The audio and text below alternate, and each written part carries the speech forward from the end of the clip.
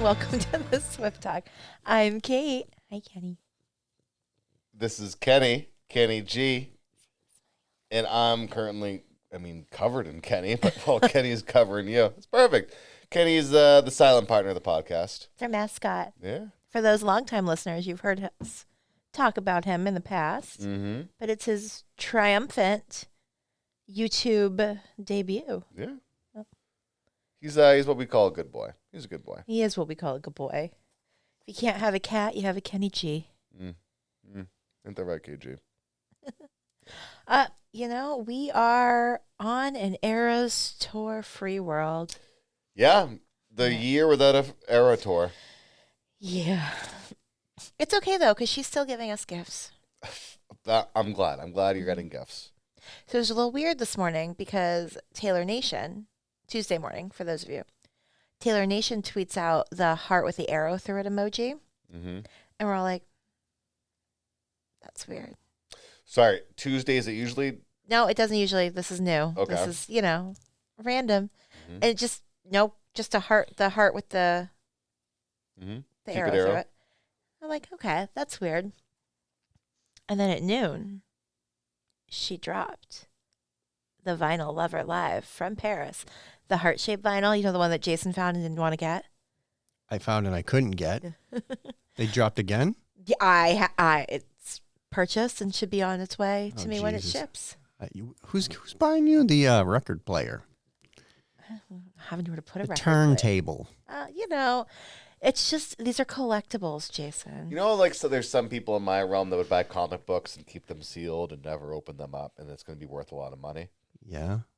It's that, but it's also just because Kate wants to have a vinyl record. Why would you? Play the record to hear the music. Well, I have Spotify for that. No, my question was, why would you sell it? What? Why would you care if it's worth a lot of money? It's just a thing that you have that brings you joy. Heart-shaped vinyls. I have seen it.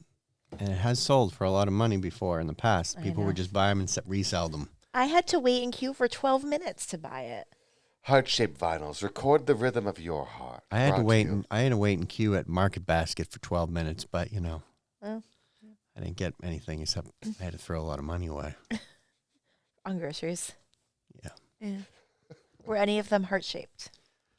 No, it's not Valentine's Day yet. It's true. So we all kind of knew something was coming because there's this X account and it's called Taylor Swift Drops. And they know when things come into the warehouse and they know what's happening, and they're the ones that kind of keep a close eye. We think snow globes might be coming. Keep a close eye. Midnight cardigans looks like they're coming. And they've seen that there's been a uptick in shipment of women's cardigans. And over the last couple weeks, we've gotten 200,000 of them hanging out in the warehouse. Mm-hmm. What could this mean? What is she dropping for cardigans? I just assumed it was because it was the cold weather. Yeah, it could be a Lover cardigan now that we're getting the Lover Live from Paris. We don't have a Lover cardigan. What album is Cardigan from again? Folklore, Evermore? Folklore. Okay. Do we need... I don't know. It's kind of like having a Michael Jordan jersey for every NBA team. Do you need a cardigan for every era? Well, I don't have every era. I don't have the holiday cardigan. No, I don't have the red cardigan. It's sold out. He's generalizing. I know, I understand, but yes. She's passing She's right flipping. through that. She's flipping the script on you, buddy. Yep. Yes. Hey, can I just roll back to Taylor Nation? How do we know? How do they know in advance what's going on? It's Taylor. Oh, Taylor Nation is official Taylor Swift. Oh, it is. Yeah. So it's someone from the Taylor Swift camp. Yeah, that's from Taylor Swift World. So you have Taylor Swift's Okay. personal and then Taylor Nation. Oh, And okay. then what Taylor Swift drops is the forklift operator. He's just guys, listen, I'm telling you right now, you're not going to believe what's coming in down the pipes, baby. Heart-shaped cardigans, baby. Well, so we have some theories on what these cardigans might be signifying. And I have some data to back up why I think this could be something interesting. Okay. And now I got my data from a popular TikToker called Jess Dennison, and she went through Taylor Swift's copyrights that she's holding on to right now. And she's been doing a lot of copyright adding in. We're seeing like a lot of live from songs, like mashups. So we think there might be a Eras Tour live album of the mashup songs that she's been doing. She did trademark Taylor Swift Eras Tour recently. So we think it could be an Eras Tour cardigan that goes along with like a digital or some sort of release of these really popular songs. Or, as we looked into the copyright, and I'm going to give you a little bit of copyright information because I learned this on the TikTok, and now you get to learn it too. It's like law school. Ish, for Swifties.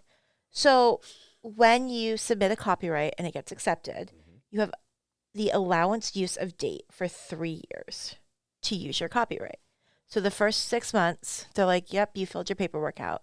And then you have to re-up it every 6 months, but you're only allowed to do that 5 times. And if you don't use said copyright, then it expires and you have to either start all over again or it goes back into public domain. Other people can try to grab it, whatever. So in doing a little sleuthing, we found that Taylor copyrighted both Taylor Swift, Taylor's version, and Reputation, Taylor's version, on August 16th of 2022.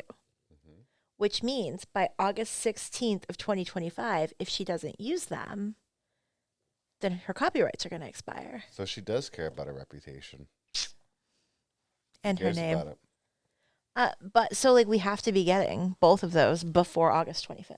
I just feel like she has enough money and she has enough wisdom and pettiness enough that she should buy Kanye's back catalog and start making Kanyardigans. And she'll just have a Kanye-faced cardigan, Kanyardigans, and she gets to own a bit of Kanye and just kind of do like a Paul McCartney, Michael Jackson situation of like, oh, I bought your things because we're friends, right? I'm making money off of you. She should just buy. She's got enough money. She should just buy up the shite of people that she's had beef with, but make a cardigan for them. Really make it her So own. like where Dave Portnoy from Barstool etches his enemies into a Dom Perignon bottle, she puts her enemies onto a cardigan. Yeah. It's a thought. It's very reputation coded. I'm into it. I'm curious why she didn't wait one more month to put out a heart-shaped album See, like Valentine's Day. So what's coming out in February? Yep, something's coming. You see that winds from the east? Like you can kind of feel it. No, I don't think so. I can't feel anything right now. Well, you asked the question. Did I say that out loud? Did you say it as a question? I thought my microphone was muted. I'm just wondering why she didn't come out and do something in February. Yeah, it's because January's the dead month. December's all the cheer and fear, and she's all over Target and everything. January is the just cold, so buy a cardigan. It gets cold out. We haven't had any cardigans drops. We had the Lover Live from Paris heart-shaped deluxe album come out, which, you know, I got a little nervous I wasn't going to be able to pick up. It was a little terrifying. But speaking of her enemies, Scooter Braun deleted all of his socials a couple days ago. Do we know why that is? I read about that as well. No, we don't. I mean, there's a lot of Epstein Island? Diddy. There's a lot of theories going around. My theory is that he knows Reputation is coming and he doesn't want to hear from the Swifties. Can't get to me. It's kind of like when you delete all your socials because you want to avoid something, just like putting your fingers in your ears, being like, la, la, la, la, la, I can't hear you. Well, the fact that you have the Taylor TikTok sleuthers out there who just have time and energy and each other's resources to mine this information about anything. There's no way that Scooter Braun's going to be able to. He's going to have to go to some sort of island to get away from this for the next 4 months, whenever that drops. I mean, the album's not about Scooter. It's about Kanye. Sure. Well, no, it's about the people who canceled her because of Kanye and Kim's stupid games. But she did also register Look What You Made Me Do on Shazam, and only the artist can do that. So we really feel like something's coming. On Shazam? Yeah. Hmm. Hmm. Yep. Hmm. Interesting. Yeah. Yeah, I'm into it. More Taylor music, the better. Does she have a song called "Look What You Made Me Do"? Yeah, that was the lead off single off Reputation, original version. It like broke everybody because it's very angry, and she's got this crazy music video. We've done it. It's like Alanis Morissette, but well choreographed dance music. We've heard it. I'm Yep. sure I It have. goes, ooh, look what you made me do. Can't wait to buy that album. And never listened to it. Just frame it up on the wall. I know, On we the got- wall of shame right there. Wall of shame. I almost brought my snow globe in today, but I figured you wouldn't let me put it on the stack of books. Well, as long as you like reinforce that stack of books with something. How big is the snow globe? It's not that big. It's like, hey, big. How much does it weigh? This is a couple pounds. Okay. We'll have to figure something out. It probably weighs as much as the Taylor Swift I'm trying coffee to table Eras Tour book that I haven't still brought in trying to yet. figure out how we're going to arrange books on the wall and things. Yeah, Just, you know, I got a couple because we more to got come other in. albums coming, you know, and Yeah. things. My anthology is coming in the mail. Oh, you got it? Yeah. Good for you. I have the anthology and the regular one. I have to decide what cover I like better for the wall. Oh boy. If you have ideas, guys, leave them in the comments for us. So that's what I got for Taylor News. All right. Other than Caitlin Clark popped into the New Heights podcast with the Kelsey brothers. I did see that. They talked a little bit about going to Taylor Swift concerts. Yeah. Yeah, she took her mom. Her mom begged her. Well, she went 3 times. She's like a magic number. And Golden Globes host Nikki Glaser went 22 times to the Eras Tour. Nice to have Nikki Glacier money. Spent $100,000 all in on travel and tickets. Planned her comedy tours around the Mhm. Eras tours. So. And the Golden Globes. Mhm. And she killed the Golden Globes. It was nice to see somebody make funny jokes at the Golden Globes this year as opposed to last year. She was picking on some guy with a mustache. Timothy Chalamet. Yeah. Well, he's Kardashian adjacent. They said some funny thing about like the eyelashes over his mouth because he's got some funky. I thought that was a pretty funny joke. It was a funny joke. And then she brought Adam Sandler into it. You know, maybe he was seeing red. Timothy Chalamet? He's colorblind. You can't just make that joke. You can't talk about. You He's don't red, know green, and that. colorblind, and you know that. That's why he doesn't care about the money. Because he can't tell it's green. I thought it was because he was looking for the candy in true Wonka fashion. Oh. Well, if that's a Zendaya reference, I don't know about that.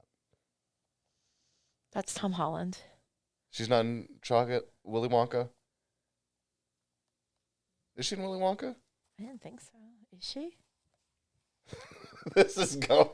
This is off. I tried derailed. to get us back onto our song of the week, and you decided to just. That's Mick. his modus operandi. Yeah, this is what I do. Yeah, well, why don't you take us into the song for the week? then? Okay, we're doing a song from Red, which is one of the Taylor Swift albums, and the song is called "Look What You Made Me." State of Grace. Song is called "State of Grace" off of Red, Taylor's version, because in this house, We only listen to Taylor's version. And congratulations on your engagement, Zendaya. We're gonna hit pause. You hit pause, and we'll be right back. Well, Sam, it's close. It's close. I love a good heavy drum leading song. Yeah, yeah, yeahs, Maps, Kings of Leon, U2. It's a good driving beat. you two and this song have history. Because they're both on the edge. She was criticized for releasing this song, and they thought it would affect U2's placement on the charts. But it was never an actual single, just a promotional single. They thought it would affect U2's release on the charts. Yeah, because it's the heavy bass, so it wouldn't be country. Wait, hold on. What album is this on? This is on Red. Oh, we're going backwards? I honestly just thought this was on her newest album. No, this is on Red. This is song 1 off Red. So Really? when you got your whatever CD record and you put it on, this is the first taste of Red, Wow. which I think is kind of brilliant if you think about it. Because they say that, you know, she was in the midst of this, like trying to break out of country, but they didn't want her to.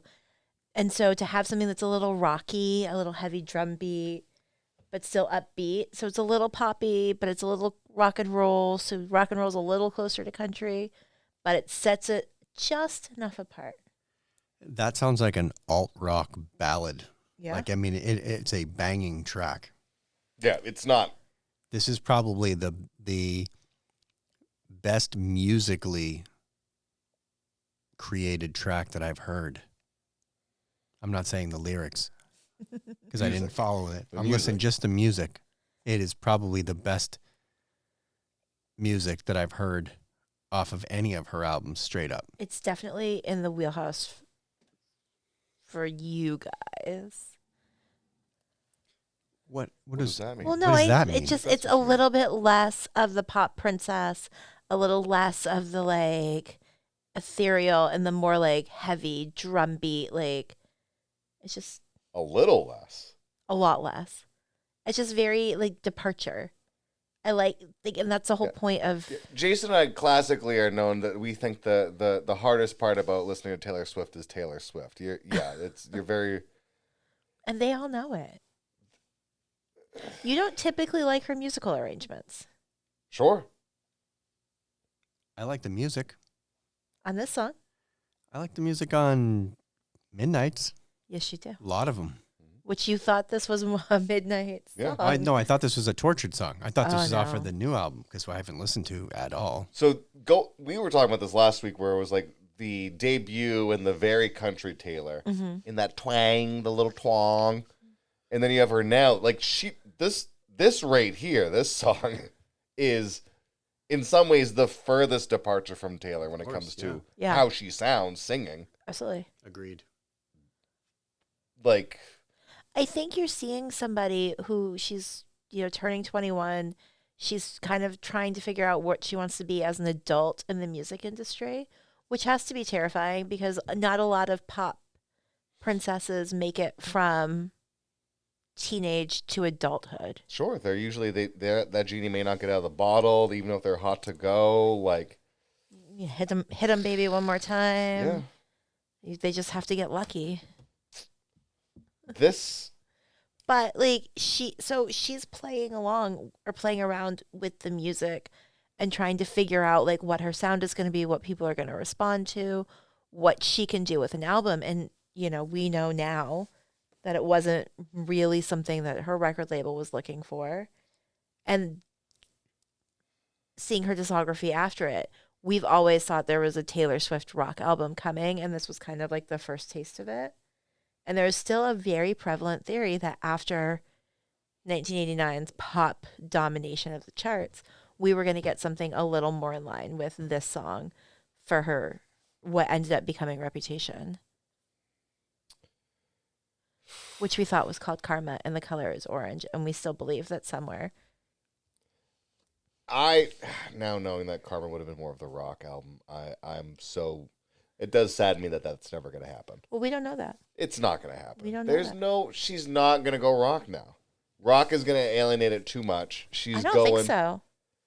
That if she doubled down and was doing this, it would have blown up entirely different.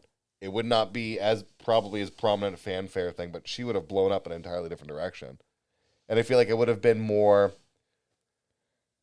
widespread. Everyone's on board with Taylor, and less Taylor Nation is rabid. And if you're not Taylor Nation, you are not Taylor Nation. I don't think that's. I don't know. I don't necessarily agree with that. I think that if 1989 had come, and she was at the top of the game, she was riding through the pop charts, she was winning Grammys, she was getting critical acclaim, the album was selling like crazy.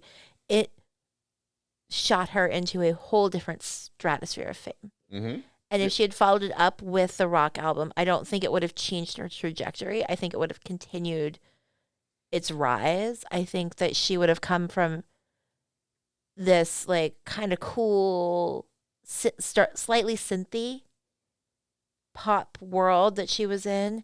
She would have gone into the rock, which would have brought some of the country people back, and she would have continued growing her audience. But that being said, what goes up must come down. And so, like, you can't stay on the top of Mount Everest forever. And so, who knows where it would have gone after that? Would we have gotten cottagecore? Who knows? Would we have gotten Midnights? Probably. I think she would have been making albums with. She would have been making albums with the people that she was playing music with at parties. She would have been making music with McCartney. She would have been making music with Foo Fighters. She would have been making music with all these guys. And it would have made it more of Taylor's now the every woman of rock as opposed to Taylor is Taylor. And is that, I think it'd be more of like a flat landscape of she's spread out everywhere and she's just on everyone's thing as opposed to being, she is on this level, this magnitude, the individual. But I think you're taking the business side of Taylor Swift away and like. Well, yeah, I'm not thinking about I think the business developed with. Oh, I think the business side had been there very much putting the foundation down to make her Taylor Swift. Mm-hmm. So I think she still would have been. I think just the business side of it, like her dad's a money man, like they had already done the marketing, they knew the branding, like she wouldn't have just kind of been too spread. They still would have had her as Taylor Swift. All right. Well, and I think that getting back to the song, I think that makes the song very interesting because you're seeing how she starts off an album that is widely considered a breakup album with a big, energetic, overwhelming love song. Mm-hmm. And I think it's like she has said that this song to her sounds like the feeling of falling in love. The strong pitter patter of your heart, the excitement, the electricity, the singing in the silence moment. Yeah, there's just the overwhelm bubbling up. It's a little chaotic, the anxiety, it's big, it's bold, it's all encompassing. So she's turning 21. She is or was or at some point did date a 30-something-year-old Jake Gyllenhaal. It is very widely considered to be this is the song that she wrote about like first starting to date Jake. Oh, it totally is. Yeah. Well, what's her secret message in this one? I'm so glad you asked, Sam. I love you doesn't count after goodbye. Yeah, dude, this is totally like, she's like, if I was still dating Jake Gyllenhaal, this would be like, I'm dedicating it to you, baby, every night. This would be that. Yeah. So she's like, shit, I made this awesome song for you, and we're not together anymore. But I really want to play this song, and people really like when I play this song. It's a really good song. It's like, it's the equivalent of being Lindsey Buckingham, except you didn't sign up to make the chain. You're just like, why am I doing? Yeah. Yeah. Well, and, there's parts, they always laugh because there's parts that come back in Taylor's like discography where she drops you clues where she's like, you put these together. And in this song, she says, the twin fire signs, 4 blue eyes, like that whole line. Mm-hmm. And then when you fast forward into All Too Well 10-minute version, she said, did the twin flame bruise paint you blue?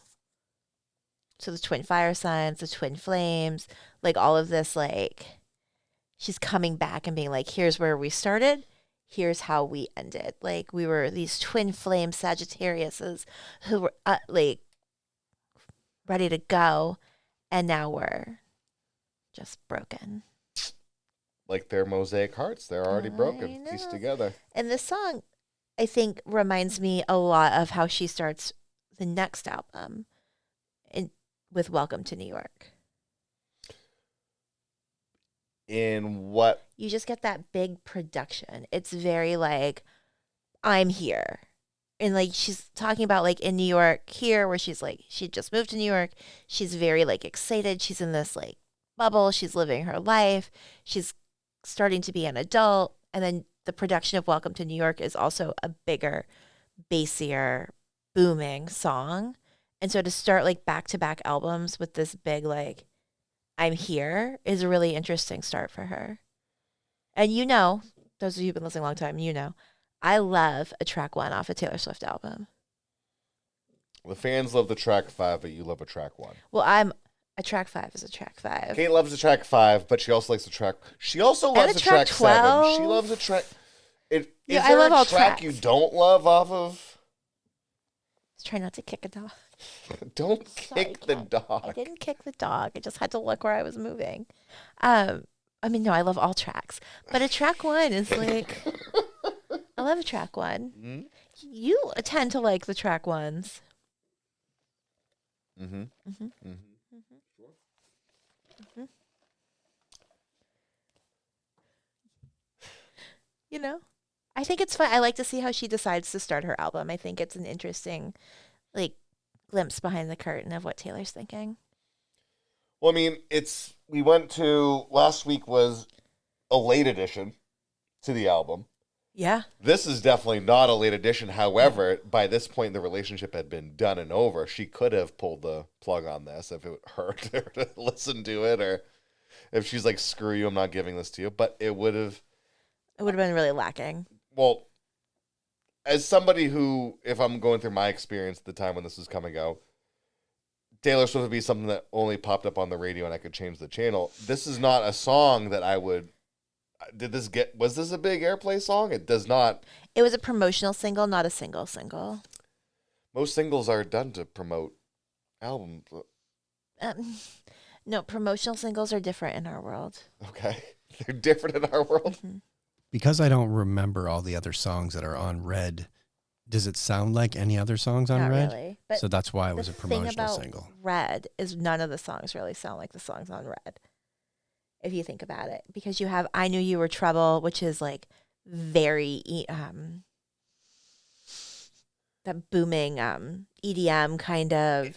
That song goes from like almost acoustic rock pop into dance hall. Yeah. It's And- kind of like if you take out Led Zeppelin 4, but inside the sleeve is actually Devo. It's kind of like that.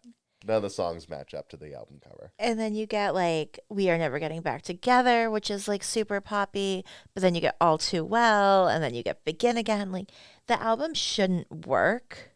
It does, but it shouldn't work. And I think that's where she just like kind of took anything that she was feeling, put it on the album, and was like, there's something for everyone. And there was pop music, there was country music, there was rock music. Pick your track. It was a showcase album. Yeah. And it disrupted the perception of Taylor enough where she was able then to go into 1989. She should have called it the Greatest Swifts. Ooh. Greatest Showman. That was Zendaya. There we go. No. Yeah, she was a... Okay. Was she? I'm not the biggest Zendaya fan. I just watched her on the carpets, but the red carpet. It's all right. Glaser only opened her eyes and woke up when Zendaya was on Dune, so it's all good. Yeah. Is Zendaya a Disney character? Zendaya was She a was. Disney ingenue who has now become like a pretty big deal actress. Yeah. Oh, okay. She's now engaged to the Spider-Man, and she was in the Spider-Man movie. She's in Dune. She was in Greatest Showman with Hugh Jackman. She was in The Challengers, the tennis movie. Yeah. She's in Euphoria on The HBO. Yeah, I mean, I think Red's always going to be a top tier album for me. It's always got a special place for me.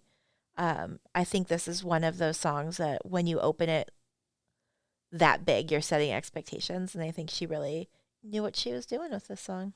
The song feels like it is a touchstone where like some of these songs I'm like, oh, it sounds like so and so, it sounds like so and so. It has those inner markers of like All American Rejects, Mm-hmm. like that. Da, da, da. Like it's the ballady enough, it's rocky enough, but it's also going to fit in that 3-minute 33. Like get on the airwaves. It feels just like a 90% long, like 10% in a different direction. I feel like it would have been a banger, but it just kind of like gets you there and then stays. It doesn't explode right. It's close, like the pieces are there, but it just doesn't really feel like a full song. It leaves you wanting more. Well, yeah, you want more of the album. Keeps you listening. Hooks you in. That's why It needed more of an earworm type of chorus to sing along to. It did feel like it had like because it three had different everything. choruses. It had everything else. Mm-hmm. Yeah. I can see that. Even at the end of the song, I thought it was going to come back like most alt songs do nowadays. Like it breaks down, like it's going out, and then it hits like a couple like hi-hats, like, and then it's like back into the song real loud. Yeah, like a false ending. I thought that's what was going to Pinkertons, happen there, and it yeah. didn't. It just went out, and I was like, oh, bummer. And I don't ever say that about any of her Right. songs. This song's so happy, but it's a bummer. I give it an 8. All right. Yeah. I would give this an 8. I'm with you on that one. 888. She did mash it up on the Eras tour with Labyrinth from Midnights, and it was Did she Amazing. play this on the Eras tour? it was secret songs. It wasn't on the set list. Uh-huh. It's on the set list song. She did play it on the Red tour. We weren't there for that. It was rare. I was there. Oh, you went? I remember it all too well. Each and every week we roll the Jillian Petruzziello. How are you and your fellow die? We're going to pick an album. We're going to pick a song. We're going to give a little air in the conversation for a red quote. Roll your dice. All right. Okay. I got my tracks, my albums Get your albums. Okay, Reputation's off the list, so we're going. for the moment. We got a 1, and a 1 is 11. You know what 11 is? Typewriter. Tortured Poets. Tortured Poet Society. Which, did they get nominated for a Golden Globe? No. No? They got nominated for several Grammys, but Well, no, Paul Giamatti, isn't he in that one? No. No? Leftovers. Leftovers, that's what it was. Tortured Poet Society, Dead Poet Society. Anyway. 15? ooh, The Alchemy. Okay. Is this one of those Alcott bleachers type of... Okay, judging by the face, it could be. Okay. I'm just going to leave you with this. These chemicals hit me like a white wine. I'm We get it. excited. What? These chemicals hit me like a white wine? Mm-hmm. All right. Well, if you enjoy doing the Chardonnay, let us know. Maybe we should drink some wine while we do this next week. We can't condone that. Can we condone that? We can condone Wait, is that. there a law saying we can't drink on the... I don't think there's any laws in podcast I'll bring America. the Sauv. I'm going to blank out. Might help my case, guys. Might help my case. Might help your... What's your case? Well, I feel like if I give you some Sauvignon Blanc, This song is better if you drink heavy. the chemicals hit you like a white wine. So anyway, we'll be back next week. If you haven't already, like, follow, rate, subscribe, review, tell all of your friends. Yeah. Let us know what your favorite era was. Let us know what your predictions are for 25 Taylor. Let us know what you think about track ones. Yeah. Yeah, we're on a scale of 1 to 1. Where's your list track ones? Let us know if Kenny G needs to make any more appearances on the Swift Talk. Oh, Yeah. he definitely does. I Look how mean, he's good more. he He's is. he's got his floor routine down, but do we need more of a lapdog situation here? Just let us know. Thanks again for listening. I'm Kate the Swiftie. And I'm still covered in Kenny G dog hair, not so Swift Sam. We'll see you next week, and we go back to the Tortured Poets department with The Alchemy. Thanks again for listening.